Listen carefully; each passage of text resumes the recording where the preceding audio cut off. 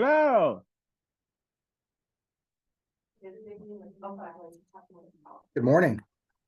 Anthony. How are you? Yeah, you been?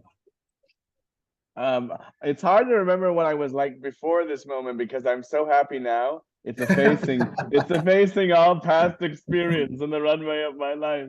The, thank you so much for meeting a little earlier than expected. I'm wondering, Anthony, how would you like to proceed? Would you mind maybe sharing your commentary, and then I have a few slides, but I would love to be able to react to your thinking on the film. Sure thing. Yeah, we'll do. If we're filed in, if we could close the door. I know that's going to get stagnated here. It's everybody. Okay, Uh, the team is just talking about patients. I know, but it sounds like they have to round. Yeah. Yeah. So I mean, I don't want to say it's only blue team. It's anybody who can make it. Okay. But blue team has to make. If that's your question. All right. So we have two classes that are actually remote. We're joined not only by the School of Arts and Sciences at Rutgers, but also a college at Texas Tech University. So I think their preference is for us to kick things off.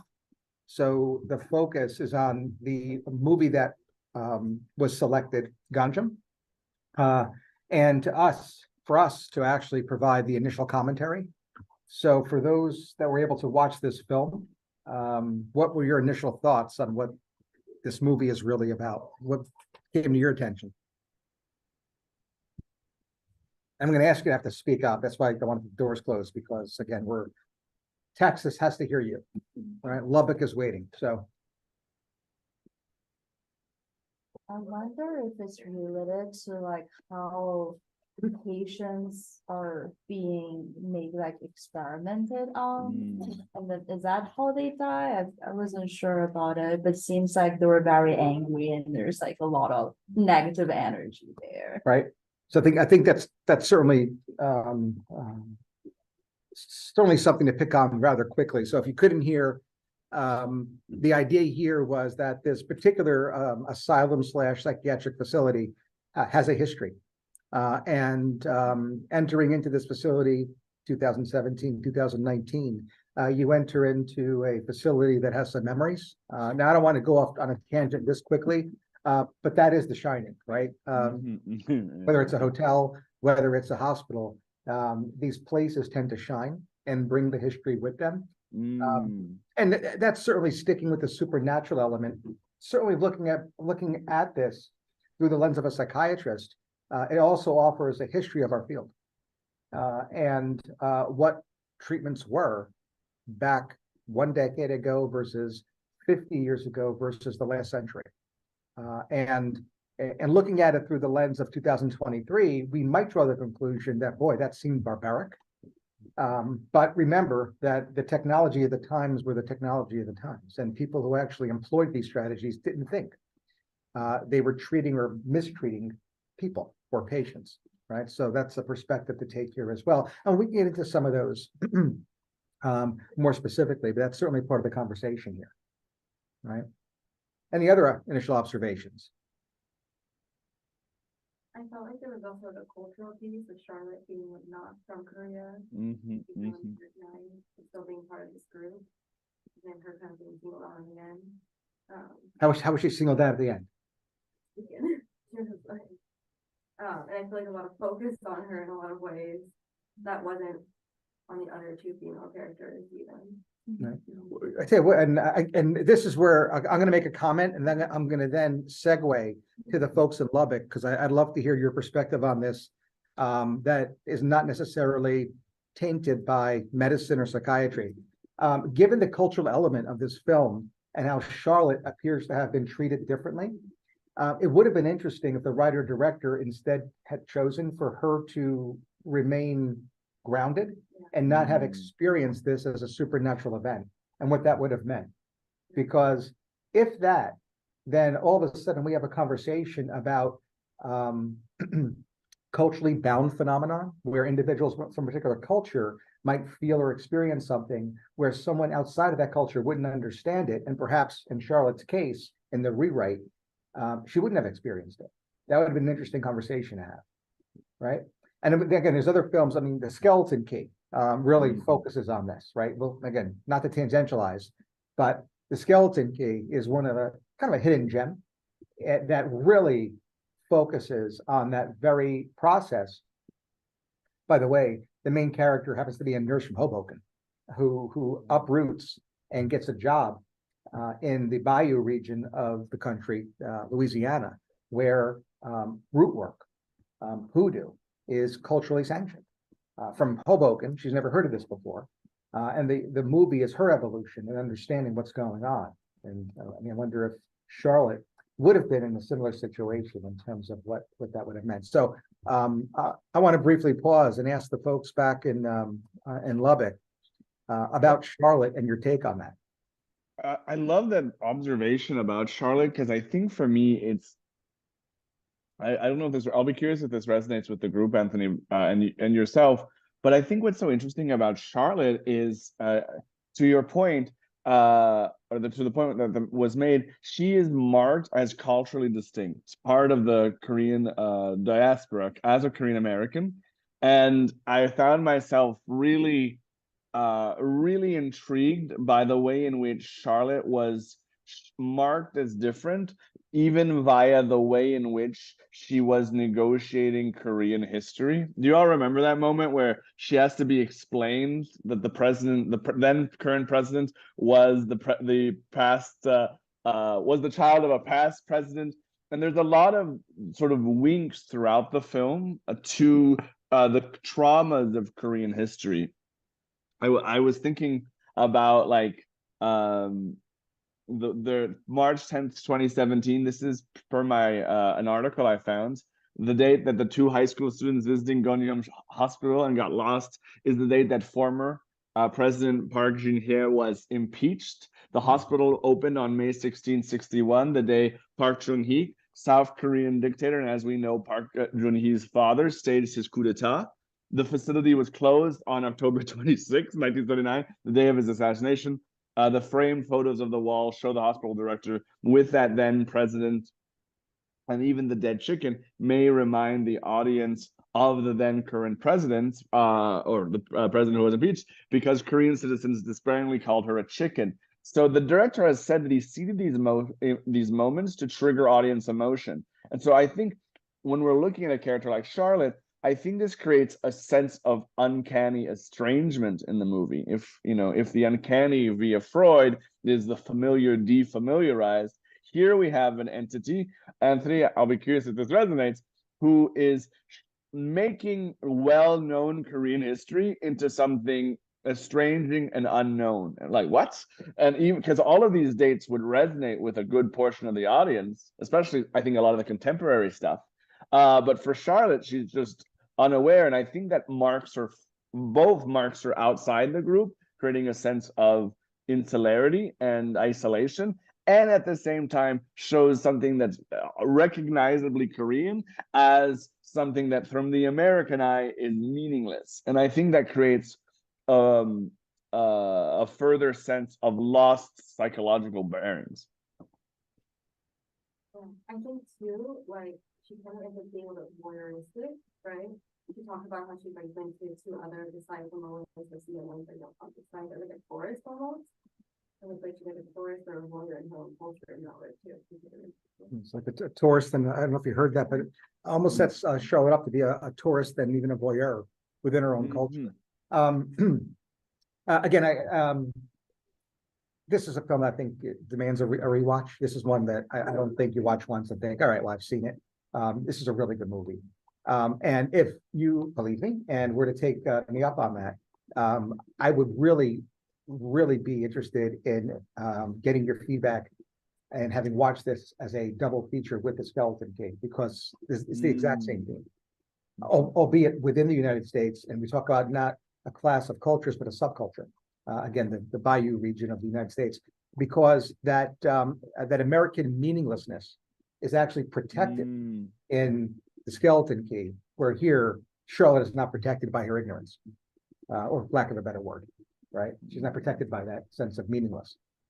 She's just as victimized, and perhaps even more harshly, as a result of that. So similar type and definitely a shared type of dynamic, but with absolutely different outcomes.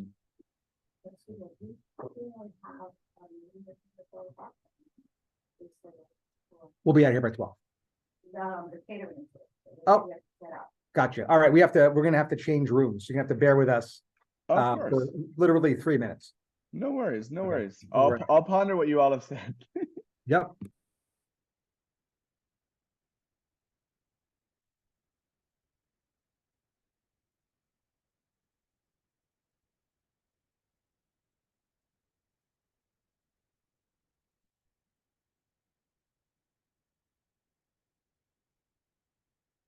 For those who are in the room while they're doing the move, um, I was just curious, how did you all make sense of the fact that he sees himself?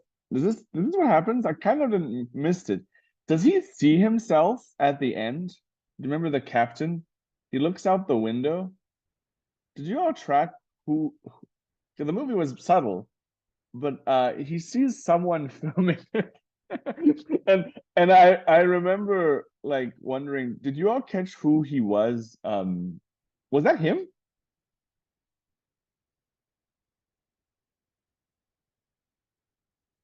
Honestly, I think I kind of like miss the subtleness of that part, to be honest. Mm, yeah, it's a weird thing because I remember thinking to myself, there's a shot since we'll just sneak peek since we're all here. But I wanted to show you all the shot and get everyone's perspective on this. Let me see. Do you see that image on screen, everyone? Not yet. Okay, let's see. There you go. I- Yep. I was wondering, Anthony, with everyone that was in the room, this was very parenthetical, and I don't mean to disrupt the flow since we're talking about Charlotte, but it did strike me that I was thinking, like, does the captain see himself at the end, through the window? And if indeed the case, I think the film does a nice job of setting that up via the kind of like much more innocuous, like setting up the norm part of the horror movie, where they're friends. And I just was very struck by this particular image. It's even though it's a found footage movie, Anthony, I think it's very well composed, like or very very kind of formally uh aware and meticulous. And so I was just curious what you and our classes thought about this particular moment, and also what does it mean at the end that when you're experiencing a kind of psychic trauma, you feel yourself broken in that point, or you maybe not broken, so right, or maybe cleaved or split into two. And I didn't quite know, given that with the psychiatry expertise with yourself and everyone in the room, if that is in some ways a kind of allegorization of a traumatic response, that the split of the subject. Yeah, and I think the easy answer is potentially, and that is yes, definitely in terms of traumatic response, but you could even see this response that is more of the natural response outside of trauma. So this is very straightforward hypothalamic functioning. It's the fear response, not necessarily the traumatic response, because as there are different degrees of hypothalamic responsiveness. One might actually be dissociation, and that feeling of being detached from oneself. Yep. Yeah. And it doesn't necessarily have to, I mean, we're using the fear response as but an example. You could see these in relatively general anxiety states. And even though it's thought of in severe cases of post-traumatic stress disorder, the DSM, the American Psychiatric Association, has included both depersonalization and derealization as qualifiers of PTSD as recently as 2013. You can also see it like in panic disorder sometimes too. Oh, yeah. Yeah, it's actually written in the diagnostic criteria, not even as a qualifier, Mhm. but it's a diagnostic criteria of panic disorder as well. So people can actually experience these during panic attacks. So basically heightened anxiety, generally speaking, whether that anxiety really reaches the threshold of a particular anxiety disorder, with certainly PTSD and panic being very high in that differential. And then even in more severe cases, dissociation as hypothalamic function to stress in general or even trauma. Yep. That, yeah, I mean, I think for me like that, I think because you've sharply identified, and I know from your Reddit commentary as well that there is, that it is very crucial that this is set in a hospital. And as someone said earlier, the move in this film seems to be, at least for some of our characters, seems to be going from oglers, and the kind of the hegemonic norm, even if it's a cruel and callous hegemonic norm, they're not hospital patients, to experiencing the position of the patient and experiencing that sense. I think it seems like he's even strapped in the wheelchair. And I think so. This movie, which is in some ways, as you're saying, about derealization, depersonalization, I'm curious how we can productively bring that language of trauma to make sense of a move this movie seems to be staging, not only an encounter with a kind of taboo history in the form of, the military dictatorship of South Korea, the various kind of cultural traumas associated with the state. Remember, everyone, that when they go into the hospital or they arrive in the hospital, what is the first thing we hear? It's not a scary bird or anything like that. It's a police siren.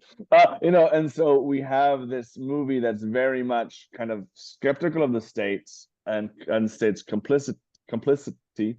Apparently, I read in that piece, Anthony, and everyone, I read that the director had kind of subtly put in language about the new president's impeachment into the film, and he worried that might be too political, and he did worry, even in democratic South Korea, that he might be banned or censored because of this. But it's also sort of say we have this state, but then we also have this parallel critique that's going on, which is, how do we encounter not only taboo histories via horror, but how are we encountering marginalized subject positions? And how do we move from being a part of a hegemonic center into a kind of forgotten masses of a patient within an uncaring institution? So I'm just curious, Anthony. I'm sure we all have many questions and thoughts, but in the spirit of this depersonalization, derealization, how does the language of trauma and that process of disassociation allow us a vocabulary to understand the transformation that so many of the characters seem to take, going from oglers, non-patients, into that much more powerless patient position? Yeah, I wonder if the answer lies in empathy. So, I mean, you have this group enter into a hospital. This hospital has a history. And if you're empathetic and actually experience from other people's perspectives, boy, might you be vulnerable in such a hospital as to begin to have such symptoms as those that would result from a hyperactive hypothalamic gland. If an individual, on the contrary, were not empathetic and didn't connect and didn't automatically or subconsciously see things through other people's perspectives. Again, ironically, while that's horrible when it comes to bedside manner for any physician, it might have actually been a protective mechanism for these youth. So I wonder if it starts with ideas of empathy and the extent to which that the individuals who were in that hospital and their experiences directly impacted the experiences of those that visit the hospital, albeit years later. Do you think in some ways, like, this is in some ways the patient subject position, like, as it's presented here, is this, because it seems to your point, it almost seems like, until you said it, I was like, oh wait, it almost feels like this movie is an uncanny invitation to feel empathy. It's asking our friends, listen, we've suffered. We are part of a forgotten history. We're a forgotten part of the populace, and now we want you to feel me, or feel everything that we've gone through. Because I think that I'm curious too. That is existing, this question of empathy, it seems, and tainted empathy. What do you make, Anthony, and everyone, about the very bloodthirstiness of the crowd? Something that's so fun about this movie and unsettling and implicating is, as the scares go up, so do the numbers, so do the views, you know. Like, and you know what I mean? Like, you know, we're constantly reminded this movie is so good at giving us different points of view onto the scares. So basically, the equivalent would be, you mentioned The Shining. Like, what if we cut, you know, the moment where Jack Nicholson's breaking down the door one day, you know, and all that jazz, and he's breaking down the door. The equivalent would be to like cut to some neighbor next door, you know, like across, you know, next to the Overlook Hotel. Like, this movie really enjoys, like, there's a moment of horror, and then they cut to two of them working on the door. Do you remember? And one of them says, "What's going on over there?" Because you can hear them scream, and then they go, "Are they being attacked by pirates or something?" And like, so for me, like, this movie is very much about divergent experiences of horror. And that is intermingled with where some people feel it and some people don't. And that, I think, is tainted by the fact that the crowd seems to want suffering. How do you understand, in this framework of empathy that you've described, how do you understand, Anthony, the divergent experiences of trauma versus no, or horror versus no horror at all, and maybe more particularly, the fact that this seems to be feeding a kind of appetite? Yeah. So, you know, I think when you discuss empathy in this context, and especially as it relates to found footage movies, it automatically forces you to become that voyeur. I think that's a big reason why any found footage movie is so successful. That, you know, there's a substantial number of people, audience members, who go to a film and immerse themselves into the film subconsciously. The defense mechanism, identification. So they have empathy, and they usually connect to a victim, especially in horror. Well, found footage takes that to the next level, because you're actually watching something that was videotaped. So you become that voyeur, and that puts us in a position to ask ourselves the question, all right, so if we cortically are thinking about all of those hits, all of those likes being asocial, maybe antisocial, what does that say about me? Because here I am, and it's minute 43 of this movie, and I haven't moved from my seat yet. I'm just as into this movie as I was when I first turned it on.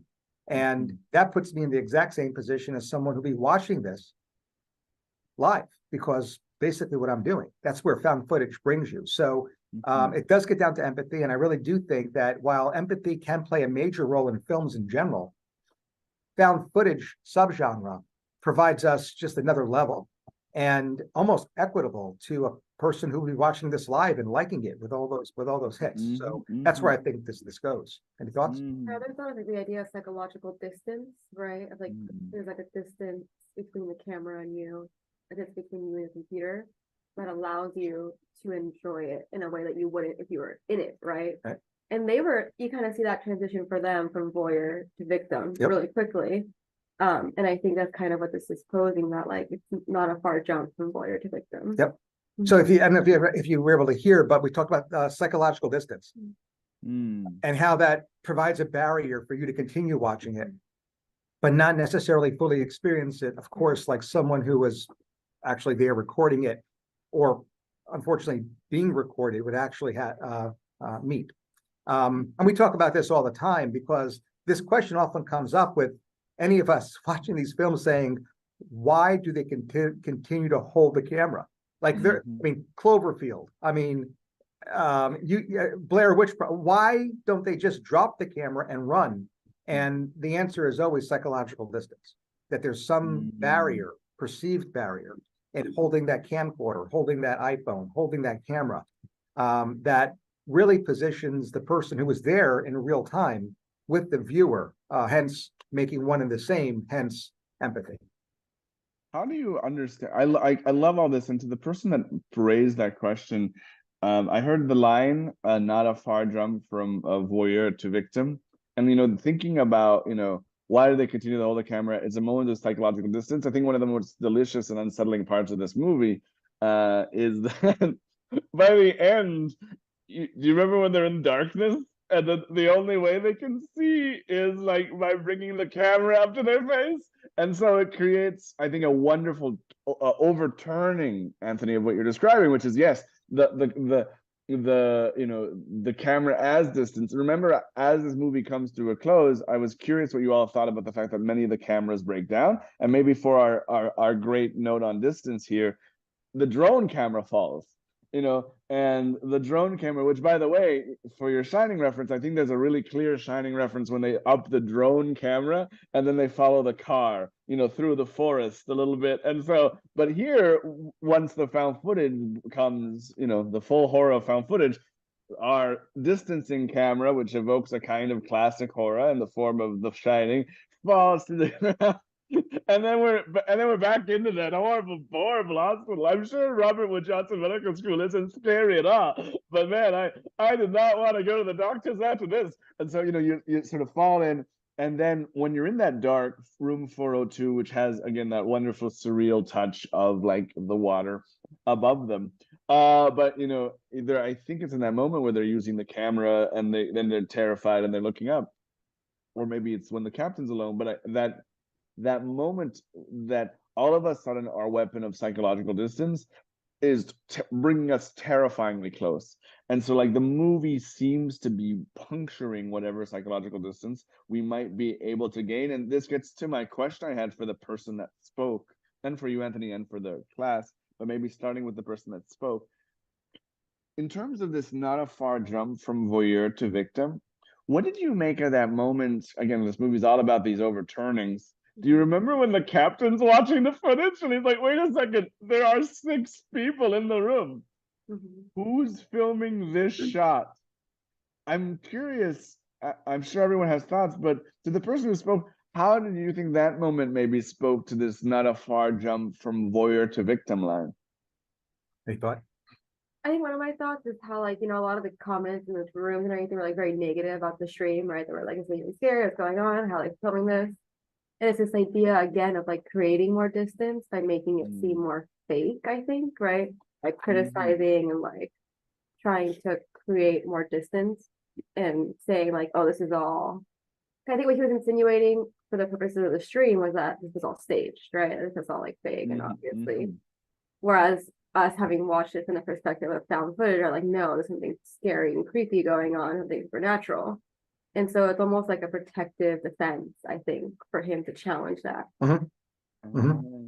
Another thought, Fareed, is that when, and again, taking this to the clinical realm, when somebody presents and you're considering that they're stricken or they're afflicted with a dissociative disorder, among the several criteria that you must reach is that reality testing continues to remain intact. Because if it doesn't, then you have to turn away from the dissociative disorders chapter of the DSM and go right to the schizophrenia spectrum and psychotic disorders chapter of the DSM. And that's the fine line.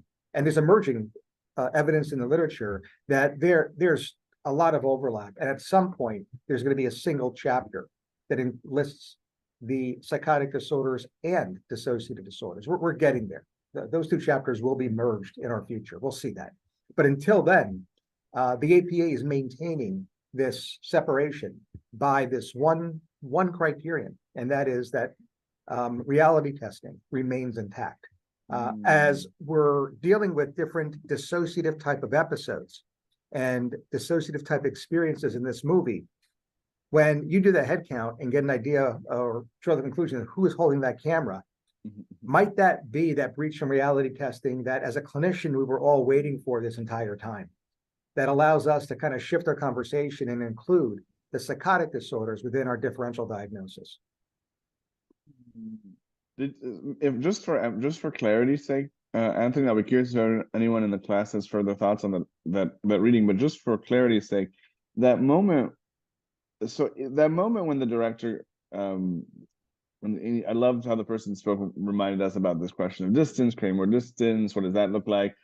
I remember us being struck because the director no longer seemed to understand the very materiality of the film he was making. And he was just like, "Whoa, what is that?" And so I'm curious. Did you find that this moment? Because for me, I was struggling a lot, and maybe I'll be curious for everyone's thoughts about the presentation of possession. Where in psychiatric terms, when they go, or whatever that freaky noise is. And then their eyes go white. Excuse me, eyes go black. But there's this moment where when he says there's six, is this a moment that signals his lucidity, that he hasn't fully gotten into that kind of schizophrenic state, or is this a moment that suggests that he's kind of crossing a threshold, and now that he is beginning to lose sense, that it's not that he's maintained lucidity, but rather he's beginning to find reality itself inscrutable? Could you clarify that his kind of psychic subject position there, Anthony? Yeah, I mean, you could go either way with this. Do you have a thought? I do think it's interesting because, like, you know, from a lot of the movie, he is pretty detached as well, separating himself, kind of like creating this distant trying to profit off this whole situation. And in that moment, there is like I think a sense of like reality testing that happens, and like maybe even lucidity, where it's kind of like a moment of, wait, if I'm reality testing, something must be really wrong here. Which I think people have in psychotic episodes, where like toward the end, when they're kind of like maybe coming off a substance and they're kind of realizing some of the thoughts that they have don't really make that much sense after all. Yep. Yeah, and I agree. So I think the easy answer to the question would be it depends on how you accept this film. If you accept it as a supernatural horror film, then his observation is that period of lucidity, that there are, who is that sixth person? And boy, this place is really haunted. However, if you maintain the perspective and view the film through a psychiatrist's lens, where unfortunately the supernatural is not an option, then his observation reveals that no, there's that breach in reality testing. And even though we may have been addressing his situation, his condition, as dissociative, now we must also consider his being psychotic. So it really does depend on what the what frame of reference really you're coming from. Supernatural versus seen through that psychiatrist lens, and then depending on which A or B you choose, I think you can interpret that scene one way or the other. Do you think, and Anthony, just to emphasize that, because as we're riffing on these great moments, if anyone in the room has any thoughts that are coming to mind or questions, I just invite them all to interrupt the conversation, because we want to hear your perspectives. But I'm curious, in that spirit, do you? And I love how you're reminding us that the film changes depending on how we read it, or from what maybe disciplinary vantage point, or even genre vantage point that we're looking at it. If we're thinking about it as a horror picture, that reality testing could be a sign of lucidity, like, aha, he's beginning to realize the true spookiness, on the one hand. If we're looking at it through a psychiatric lens, through your discipline, that moment of reality testing, rather than confirming genre tropes of the horror movie, rather it invites us to think like a kind of, it's almost nonsensical reality testing at that point. Like, wait, why would you, what does it mean about your psyche that you're seeing reality as a film you're no longer controlling? And again, what a wonderful articulation of that sense of distance and closeness and strangeness that the movie is. Remember, everyone, I'm very tempted to show the shot, but the moment the captain gets mad, excuse me, Anthony, I'm just going to run through the movie quickly while I'm talking, but I remember the moment the captain, maybe I forgive the ableist language there, mad, but when the captain begins to fully lose his bearings, I'm just looking at the scenes while I'm cycling and thinking, oh man, this is a freaky movie. But I remember at one point, and I don't think I'll be able to catch it, at least not now. But do you remember that kind of trope, Anthony, of like the split screen with four people, or four images? There's a moment when the captain is watching, where I'll have to just pantomime it for the people watching the camera. Hello. But like, do you remember there was all black except for one little square in the corner. Right. And like, I'm curious that like that all black except for one little square in the corner moment, if we can read it in different ways, in the horror way, the kind of the shadows are coming in, but at the same time, if we think about it in psychiatric terms, I'm wondering, before the screen promised a full view of reality, at least, I mean, a full view in terms of 4 angles. You had a sense of the space. By the time the captain begins to lose his psychological bearings, literally all he can see is one corner of the screen.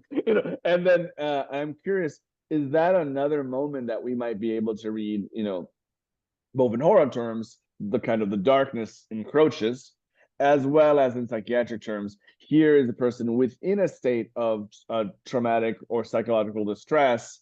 He no longer has the same vantage point on the reality that he once had. How would we read that moment of the square in the corner, potentially to suggest something about how his worldview or his psychological stability is changing in this moment, Anthony? Any thoughts? So I would go right along what you stated, Fareed, and that is that black screen is probably highly symbolic of his actually becoming psychotic. And I knew it's a loose association from this point on, but there are cognitive testing that is non-clinical, but certainly strong on the research side, where individuals with conditions such as schizophrenia are provided different structures and different shapes, and the processing of which is significantly different and below that of a control group. I don't know the specifics of anybody know anything about schizophrenia research, because I know that there are some clinical terms or research terms that are put to this, and our division of schizophrenia research really focused on this particular topic, these neurocognitive tests, usually with functional MRI. And I just wonder, and it's just interesting that some of these shapes that individuals are asked and then track the reaction time to happen to look similar to that particular screenshot with that one square, what that would mean. So again, that is an incredibly loose association and clearly unintended by the writer-producer, but I think consistent with the symbolic nature of what that black screen represents is consistent with schizophrenia. Do you find, I'm curious, like, and maybe this is maybe worth emphasizing to everyone while we're talking about this, Anthony, but I'm wondering, like, is it worth emphasizing? There are points where even when I was describing, like just setting up the movie a little bit with its history, where I said like the director notably did seed in like sounds of an impeachment trial, or something sort of audio references to the contemporary moment. And I remember the reason while we're talking, everyone, I'll just put up, I found an image with 4 squares that just to kind of help us remember a little bit now just imagine all of this, everyone, with most of the screen blacked out. But I would just want to maybe emphasize for people, and I think we all know this across our classes, but it's always sort of say, like, once the text or the movie is out of the director's hands, it becomes a space. The director's intentionality is just one lens that we can look into a movie. So, when you're watching Gonjiam, you can bring a psychiatry lens and you can get a lot out of it. Or Fareed can bring much more of that Korean history stuff, as an example, stuff around cultural trauma rather than individual trauma, and get a lot out of it. Some the director may have intended and some they did not. So I would just maybe emphasize, as we're thinking about this picture and pictures in general, to really feel liberated when we're doing our own analysis and interpretation, because we're all bringing particular nexuses of lens, whether it's disciplinary, our own personal subject positions to these stories and to these forms. So I would just want to emphasize that in case people are wondering, like, what about the director's intent? Remember, Anthony, I've often had experiences where I've told directors my interpretations, and I would love to tell everyone with pride that they high-fived and low-fived me because I nailed it so much, like, yeah, you did it, Fareed, and swing back around. But I have to admit, I've often met with furrowed brows, and they're like, And that's okay too. That just because the director furrow brows us doesn't mean that we don't have valuable things to say about the film. But with that said, I wanted to also ask, and maybe it's worth pausing for a moment, Anthony, and I have a few slides about documentary that I wanted to share with you if there was time, just to kind of get us thinking about what a found footage movie is doing in terms of our understanding of reality from a film studies perspective. Would that be useful, Anthony? Do we have time, or would you prefer just sharing our observations on the picture? No, I think we both have time, and I think it would definitely be useful. Okay, so I'll share. Yeah. So everyone, I'll briefly run through these things. I'll ask questions throughout. I'll seed questions, Anthony, and for time, I'll just wait until after my comments to see if anyone has any questions, responses to some of my questions I'm posing, or potentially answers. But now that we've had a psychiatry perspective, which has been so valuable, I just want to share a little bit from documentary studies about what's happening in this movie, and also maybe bringing in someone who the humanities have definitely taken and ran with, bringing one of your compatriots, Freud, in via the uncanny. But I want to just quickly note, so I'll introduce Gonjiam just very briefly. No, I'll have a note on the mockumentary and the uncanny, and I have some questions, many of which we've already answered. But I just wanted to give us, since I noticed you were going about what reality means, I think it'd be worthwhile to think about how the mockumentary allows us to understand, the way in which documentary is itself a construction, and what that suggests about authenticity and how we believe what we see. Remember, this movie is so oftentimes, this is the only movie I've seen, Anthony, that has like YouTube like act breaks or like ad breaks, and they're like horror times, and then it reminds you, oh wait, I've been watching a YouTube video this whole time, or at least some of the time. Yeah. But I would just note, like, so for those who want to know, like this, as Anthony noted, found footage as a vehicle for a particular empathy, for that line between voyeur and victim to be fully exposed, and also victimizer, because I think found footage makes us voyeur as victimizer, makes us kind of aware of our own bloodthirstiness. So it was a grand success. First attempt in South Korea, combining this found footage technique with the setting of YouTube live streaming. And as we saw, the movie opens with two high school boys who go missing after exploring the abandoned Gonjiam psychiatric hospital. The director noted the following, Bong Shik-jung, Chu Ji-young's question, what was the inspiration for this film? People posting on Instagram, Snapchat, and Twitter are experiencing things to the fullest. The producer approached me with an idea on the Gonjiam psychiatric hospital. CNN had called it one of the 7 scariest places on earth. Note the reality here, we do see that list. Because this was going to be Korea's first found footage film, I wanted the audience to access it easily through the narratives and visuals. At the same time, I wanted to use classical techniques that create fear and suspense. So as I'm talking, what did you all notice about the form? How was fear being constructed? How was suspense being constructed? So the film starts out with a narrative that the viewer can easily follow, but throughout the film, especially towards the end, I use those cinematic techniques or tactics to build horror and suspense. While using YouTube live streaming as a setting for a film, I attempted to move away from patterns seen in previous horror films. I know over Night's Watch, we've seen a lot of classic horror films.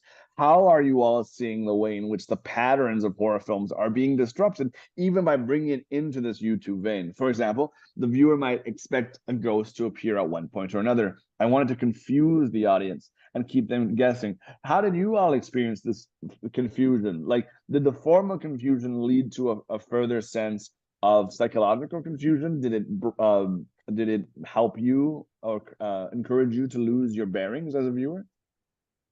And I wanted to just emphasize, when we're thinking about mockumentary, to think about, like, how does the mockumentary demonstrate and challenge the principles of documentary? Grierson, notably, Anthony, describes this for those who are interested. But this was in response on a great article on the mockumentaries. The scholar writes, fake documentaries do and undo the documentary form, the film subject, and the moral and social orders. Look at the way in which the fake documentary is a mode of social critique and political critique. They are formally rich, as well as uniquely situated to reveal the certainties, as well as the lies about history, identity, and truth that have sustained both documentary and the world it records. Fake documentaries imply, sometimes state, and often critique the crucial relations between documentary and the textual and actual authority it assumes, reflects, and constructs. Remember, everyone, this whole film seems to be about the downfall of the director. or the downfall of the captain. This end up maybe in the service of a good laugh at authority. Mockumentaries maybe are usually kind of seen as like, this is Spinal Tap, but it as often serves as a serious critique of power. As I mentioned, remember the movie repeatedly evokes military dictatorship and cultural trauma. How do you all understand the way in which this found footage movie, this mockumentary, is giving a mockumentary view of history, using the mockumentary form to think about some of the taboo history, both recent and past? And this was actually, this line, Anthony, everyone, was about District 9. So writing about District 9, a scholar named Heller, which is a sci-fi horror movie, sci-fi mockumentary set in apartheid, in South Africa, or post-apartheid South Africa. A productive fake documentary produces uncertainty and also knowingness about documentary's codes, assumptions, and processes.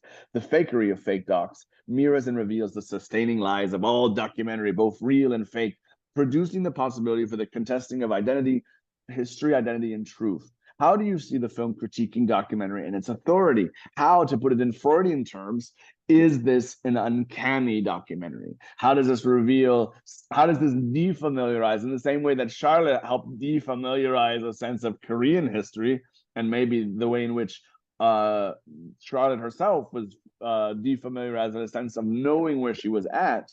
So we have Gonjiam as cultural trauma, as I mentioned. I'll just briefly highlight things like the uncanny, which is the class of the terrifying, which leads back to something long known to us, once very familiar. And this essay on the uncanny, which is one of my favorites of Freud, noted a bunch of aspects of the uncanny and quotes, one of the most uncanny and widespread forms of superstition is the dread of the evil eye. So given all of this, everyone, how do we see the elements of the uncanny in Gonjiam? And I think specifically for this moment of evil eye, two moments come to mind. I mean, there's a lot of, kind of evil eyes sense, but I do think, number one, who is shooting this? And also, I think the way in which that suggests the evil eye is very much linked to the documentary, to the person who would want the story at any cost. So the evil eye, that comes out in that moment, potentially. Maybe there are other moments. Remember, this is a movie that is all about the eye turning black. So we have the uncanny, the captain's split. When we've talked about that, I'd be curious, how other elements of the uncanny do we see? Remember when they're at the coffee shop, everyone, at the beginning of the movie, and they're having, I think, the funnest time that's ever been put to screen. When we see that, we're seeing some notable English text. Like at one point, I think it says "No Stress Cafe," and like, this moment here is reminding us of a kind of sense of safety and familiarity, and then by the end, taking it all away from us. So I think, as we're thinking about these features, and everyone, I'll hold for a moment, since I've given you, Anthony, and the class a blunderbuss of observations, but, I just couldn't resist sharing it all with you. But as we go to sort of throw back to those watching, I just wanted to highlight, that there are several moments that the text on screen, and this is how we should read movies, everyone.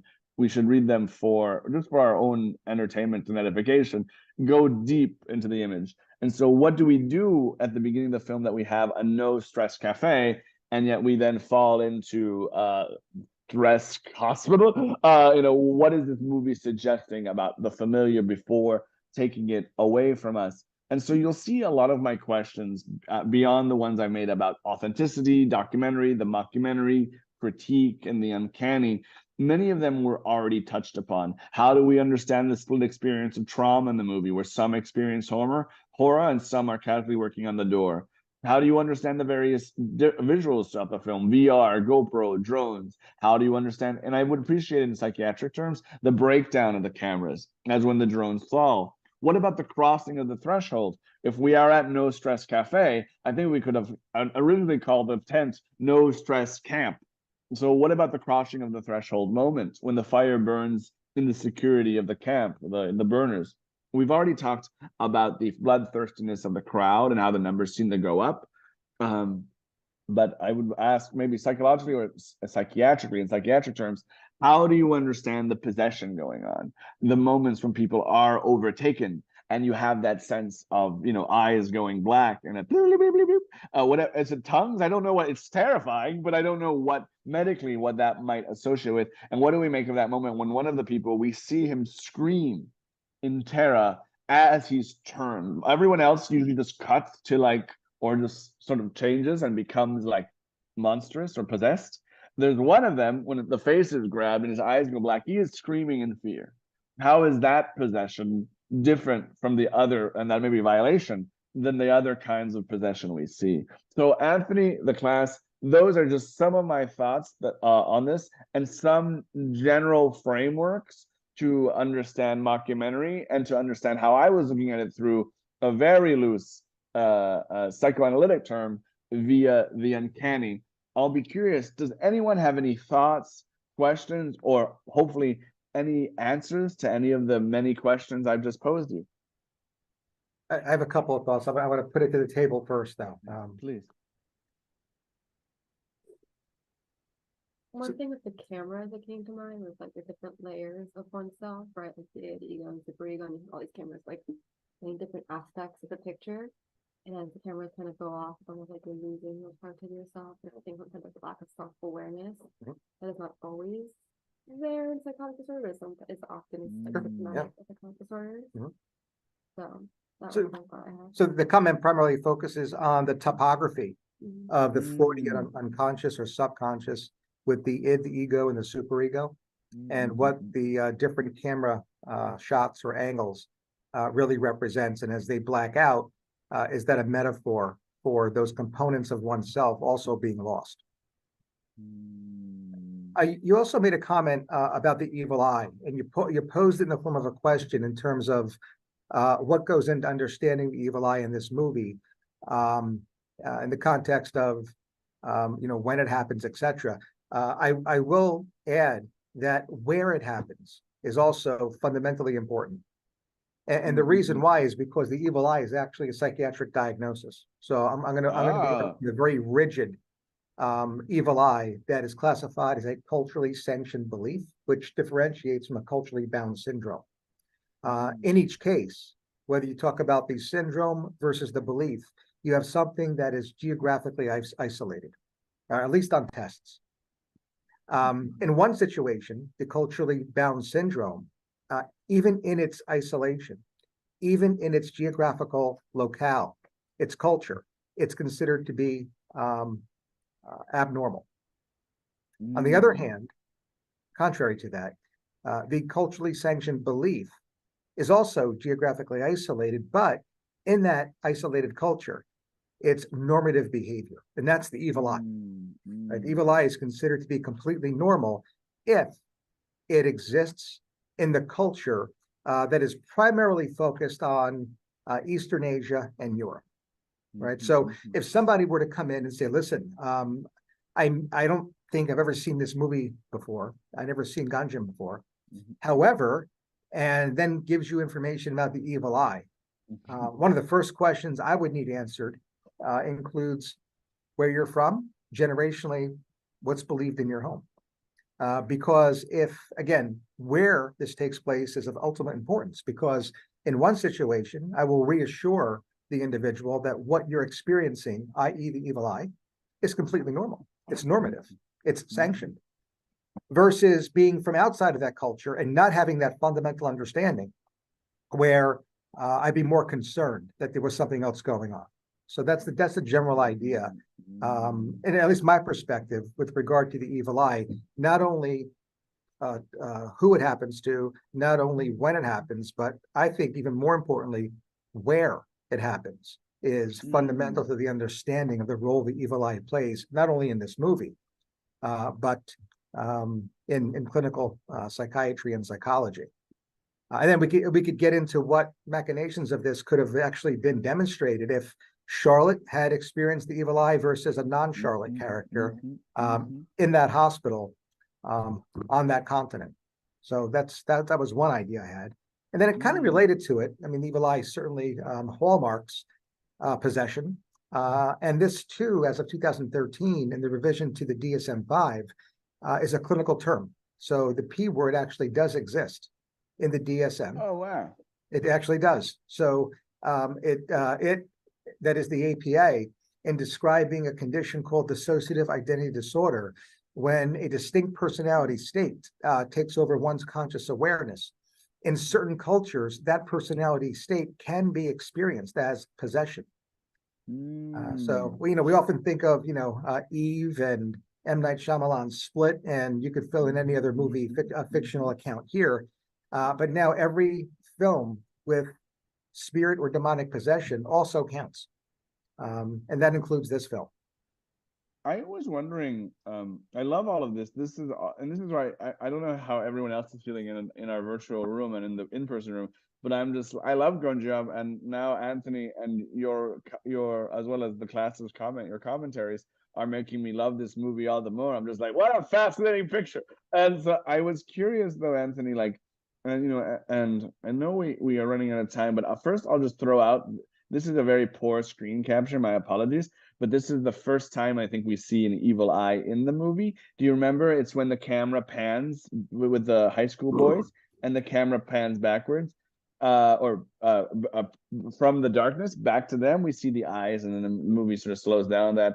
So I just question in terms of this kind of, and I love, it's very uncanny what you're describing, even like, from the psychiatric diagnosis versus the culturally sanctioned belief, this notion of if it's in the culture, yeah, sure, East Asia, Europe, fine. Outside the culture, I'm curious, Anthony, do you have any thoughts on the very fact that YouTube is itself, because this is being projected globally, ostensibly, and like, does this in some ways create a framework? Does the YouTube create a framework to understand these kind of evil eyes within a more abnormal lens, because of the way it's taking something culturally and geographically specific and broadcasting them globally? Yeah, the answer is yes. And this is something that we struggle with in clinical psychiatry right now, because, obviously the news is good, multiculturalism. It used to be so easy that on a test, you just realize that the person is from X country and is experiencing X signs and symptoms. And I remember that's called, and then you can put diagnostic label here, choice A, and move on for your exam.